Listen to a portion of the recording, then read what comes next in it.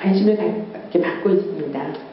여기는 숫자들인데요. 이렇게 매년 그 기업 부호는 그 가난한 지역으로 가고 있는 돈이고요. 세 사람 형성은 그 교육을 위해서 이 정신을 가지고 있는 젊은이들을 양성하기 위해서 사용되고 있는 돈입니다.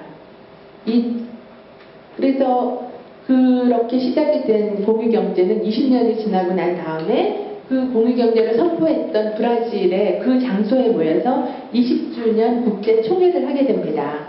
그때 4개 대륙 30명의 사람들이 모여와서 세미나를 2박 3일 동안 했고요. 그때 안명옥 교수님, 여기 이혜란 씨, 저 그렇게 우리나라에서는 한 28명, 그리고 저 뒤에 있다가 경험담을 해주실 김미진 이사님까지, 그리고 지금 대구에 두 분이 와 계시지만 박태수, 그리고 또 한 분 디오니스, 그분하고 전부 다 우리가 함께 브라질에 가서 전 세계 사람들하고 다시 다짐을 하고, 우리가 함께 참여한 것은 아니지만 각 나라에서 썸머스쿨과 이 친교의 학교에 대한 세미나가 여러 대학에서 열리고 있어요. 그리고 소피아 대학, 저와 이혜란 씨가 나왔다고 하는 소피아 대학에서는 이 공유경제가 정규 과목으로 채택이 되어 있고요. 미국에서는 공유경제 기업 한 군데에서 자기네 회사가 어떤 식으로 공유경제 정신을 살았는지에 대한 그런 리포트를 이렇게 제출을 했어요.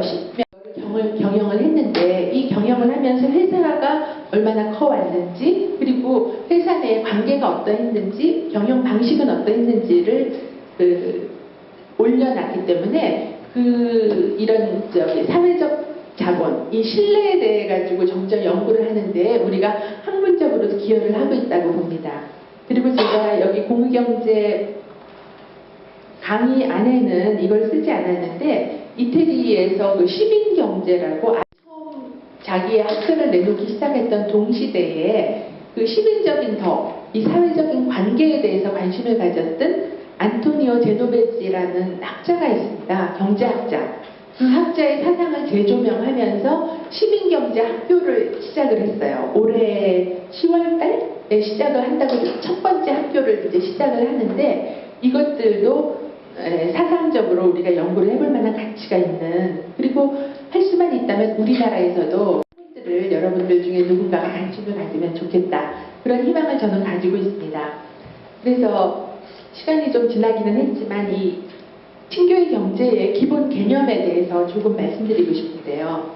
이것은 아마 공유경제를 갖다가 실천하기 위해 가지고 어떤 마인드를 가져야 될까, 거기에 대해서 제일 먼저 키아라 루빅과 우리 포폴라의 회원이면서 사회학자인 가져가자고 얘기하고 있습니다. 주는 문화는 1990년도에 키아라 루빅이 뉴욕을 방문하는데, 거기에서 소비주의의 폐해에 대해 가지고 이제 목격을 하면서 이 소비주의를 거슬러가기 위해서 우리는 대항을 하는 주는 문화를 가져가는 삶을 해야겠다.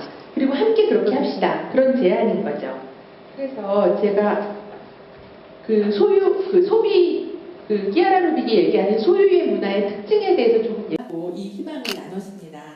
그리고 우리가 함께 참여한 것은 아니지만 각 나라에서 썸머스쿨과 이 친교의 학교에 대한 세미나가 여러 대학에서 열리고 있어요.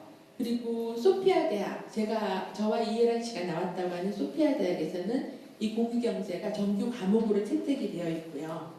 미국에서는 공유경제 기업 한 군데에서 자기네 회사가 어떤 식으로 공유경제 정신을 살았는지에 대한 그런 리포트를 이렇게 제출을 했어요. 10몇 년 동안 이거를 경영을 했는데, 이 경영을 하면서 회사가 얼마나 커왔는지, 그리고 회사 내의 관계가 어떠했는지, 경영 방식은 어떠했는지를 올려놨기 때문에 이런 사회적 자본, 이 신뢰에 대해 가지고 점점 연구를 하는데 우리가 학문적으로 기여를 하고 있다고 봅니다. 그리고 제가 여기 공유경제 강의 안에는 이걸 쓰지 않았는데, 이태리에서 시민경제라고 아담 스미스가 처음 자기의 학설을 내놓기 시작했던 동시대에 시민적인 덕, 이 사회적인 관계에 대해서 관심을 가졌던 안토니오 제노베지라는 학자가 있습니다. 경제학자. 그 학자의 사상을 재조명하면서 시민경제 학교를 시작을 했어요. 올해 10월달에 시작을 한다고 첫 번째 학교를 이제 시작을 하는데 이것들도 사상적으로 우리가 연구를 해볼 만한 가치가 있는, 그리고 할 수만 있다면 우리나라에서도 그런 사고가 있었는지 동양적인 그런 학문들을 여러분들 중에 누군가가 관심을 가지면 좋겠다. 그런 희망을 저는 가지고 있습니다. 그래서 시간이 좀 지나기는 했지만 이 친교의 경제의 기본 개념에 대해서 조금 말씀드리고 싶은데요. 이것은 아마 공유 경제를 갖다가 실천하기 위해 가지고 어떤 마인드를 가져야 될까, 거기에 대해서 제일 먼저 티아라 로직과 우리 포폴라의 회원이면서 사회학자인 그 분들이 주는 문화를 가져가자고 얘기하고 있습니다. 주는 문화는 1990년도에 티아라 로직이 뉴욕을 방문하는데 거기에서 그 소비주의의 폐해에 대해 가지고 이제 목격을 하면서 이 소비주의를 거슬러가기 위해서 우리는 대항을 하는 주는 문화를 가져가는 삶을 해야겠다. 그리고 함께 그렇게 합시다. 그런 제안인 거죠. 그래서 제가 소비 끼아라 루빅이 얘기하는 소유의 문화의 특징에 대해서 조금 얘기하고 싶었습니다. 현대사회는 물질을 생산하거나 구매하거나 축적하는 이 모든 관계를 자아와 인간성의 상실을 조직적으로 심화하는 형태로 앞으로 나아가고 있다고 이 학자들은 보고 있습니다. 이거는 제가 소비사회를 사는 크리스찬이라는 그 미국의 한 경제학자의 책에서 약간 요약을 할 건데요. 소비사회는 그 구성의 체계이기도 하고 정보의 체계이기도 한데 이 소비사회가 가지고 있는 구조가 우리의 마음과 우리의 행동을 형성을 하는 힘을 가지고 있다고 보는 거예요. 그래서 우리 삶의 모든 측면이 이 소비주의의 영향을 받고 있는데 그러면서 잃어버리게 되는 이 개인의 자아는 상호성이나 관계를 해체시키는 거죠. 그래서 우리 정체성의 근거를 외적인 소유나 사회적인 승리, 지위에 두면 둘수록 내적인 실체는 줄어든다고 진단을 합니다. 그래서 내 일하고 나만의 행복을 찾고 거리에 도전을 하면서 원하는 것은 하고 복종은 별로 하고 싶지 않고 중요한 것은 나의 월급, 그래서 세금은 적게 내고 내 월급은 많아야 된다고 생각하는 이 공공선을 내 개인적인 이익에 밑에 두는 이 개인주의는 자기 자신의 내면과 연결되지 못하게 하면서 다른 이들과의 관계도 갖지 못하게 하는 거예요. 사실 다른 사람을 배려하고 공동선을 생각하고 사랑을 한다는 것은 고통을 지불하고 대가를 치를 각오를 요구하는 거거든요. 만약에 그런 대가, 고통을 싫어한다면 집에 개 한 마리도 못 키우는 거예요. 내가 고양이를 좋아한다면 고양이 똥 치워주고 먹을 거 챙겨주고 냄새나고 털 날리는 거를 감수하지 않고는 이런 애완동물, 반려동물을 키울 수 없는 거잖아요. 그런 것처럼 사람을 하나 사랑하는 데에도 큰 대가가 필요한 거잖데 사람들과의 관계를 끊으면서 나만의 이익을 추구할 적에는 그런 거를 관계를 가질 수가 없겠죠. 그래서 사람들과의 만남을 통해서만 채워질 수 있는 어떤 열망? 우리의 그 목마름이 있는데 그거를 하려고 하지 않을 적에 인간의 열정은 소유에 대한 욕망으로 변화되어 가는 거예요. 그래서 내적인 삶을 상실하는 것, 이런 문화는 역설적으로 사람들 사이에 친밀함을 잃어버리는 그런 문화가 되는 거죠. 그래서 이 끊임없이 경쟁을 부추기는 자본주의의 소비 이데올로기는 굉장히 강력하고 매혹적인 힘을 가지고 있기 때문에 이 사회 우리 전반적인 구조와 우리의 사고를 지배하고 있다고 보는 겁니다. 그래서 돈은 현대사회의 어떤 신이 되고 그리고 쇼핑몰은 소비의 대성전이 됐다. 그렇게 보는 겁니다.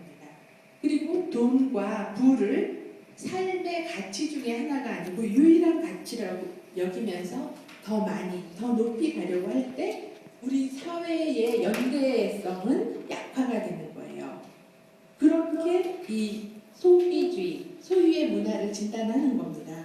그래서 이 현대의 문화는 상처받기 쉬운 인간들이 도피한 문화고, 그리고 인류나 세계의 상처를 마주하지 않으면서 심리적, 경제적으로는 동굴로 숨어든 고립된 문화라고 진단을 합니다.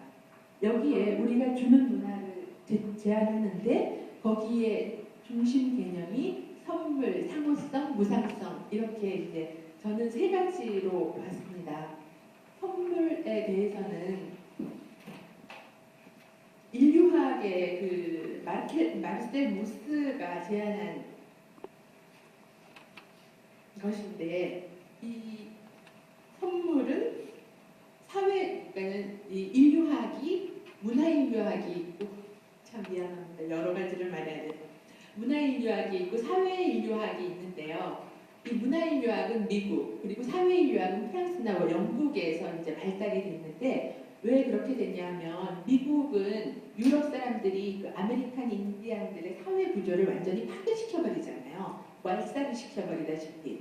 그래서 미국에 남아있는 원주민들은 문화적인 흔적밖에는 없기 때문에 문화인류학이 발전하게 되고, 이 프랑스나 영국에서는 그 남미의 그 멜라네시아나 그런 작은 군도에 있는 그 원주민들의 사회 형태가 남아있는 그곳에 가서 사회 구조적으로 인간을 탐구하기 때문에 이 사회 구조적인 관계를 더 이렇게 관심을 갖게 됩니다. 여기에서 선물을 가지고 이 모스는 사회를 들여다보기 시작하는데요. 그러니까 자본주의 사회가 돼서 돈으로 물건을 사고 팔기 이전에 물질의 교류는 선물의 형태를 떼게 됩니다. 그런데 이 선물은 형식은 자발적인 거예요. 내가 그냥 너를 좋아해서 준다. 그렇지만 실제적인 관계는 오히려 더 강제적인 형태라는 겁니다. 그래서 선물을 주는 것, 받는 것, 그리고 답례를 하는 것은 사실상은 강제적인 의무처럼 되어가고, 그리고 사회를 결속시키고 이렇게 원활하게 이렇게 순환하게 하는 형태였던 거죠. 그래서 포틀레치라고 아메리카 인디언들의 그런 것들이 있는데, 그런 것들도 전부 다 이제 그런 형태인 거죠. 그래서 여기에서 이제 한 가지 이야기 하나만 더 얘기하고 싶지만 그냥 넘어가려고 하는데요. 그 사람들이 생각하기를 물건에 영이 있다고 생각하는 거예요. 그래서 선물을 내가 주잖아요. 그러면 받은 사람이 그걸 그냥 가지고 있으면 이 물건에는 준 사람의 혼이 따라왔기 때문에 이걸 어떤 식으로 답례를 하지 않으면은 그 물건에 붙어있는 하우라는 영이 받은 사람한테 해코지를 하던가 죽을 수도 있다고 생각하는 거예요. 그러니까 받으면 줘야 되고, 그리고 받는 것도 의무인 거예요. 받지 않으면 마치 전쟁을 선포하는 거나 마찬가지예요. 그럼 우리도 이해할 수 있잖아요. 난 네가 너무 마음에 든다고 하면서 어떤 선물을 줬을 때 나 이거 필요 없는데 이러고 거절을 하면 물건을 안 받는다고 느끼고, 아니고 나 자신을 거절한다고 느끼잖아요. 그런 원형들이 있는 거죠. 그래서 이런 선물들이 있는데, 그 선물을 이렇게 들여다봤을 적에 그 선물은 자발적인 형태를 떼지만 받고 그냥 가만히 있었을 적에는 사회적인 신분이 그 준 사람보다 낮아지는 거예요. 그렇게 봅니다. 그 당시에는. 그래서 받으면 더 많이 줘야 돼요. 그래야지 내가 준 사람보다 좀 더 사회적인 우위를 차지하게 되고, 그래서 이런 것들이 포틀레치로 이렇게 표현이 될 적에는 사람들이 거의 파산을 하도록 막 다 내놓는 거예요. 왜냐하면 지고 싶지 않으니까. 그런 것들이 있습니다. 이런 흔적은 사실 우리들의 사회에도 어느 정도 이렇게 상상하실 수 있을 거예요. 있다는 거를. 그래서 루이지노 브루니는 이 선물의 양면성에 대해서 이야기를 하고 있는데요. 선물은 주고받는 사람 사이에 관계를 가깝게 하잖아요.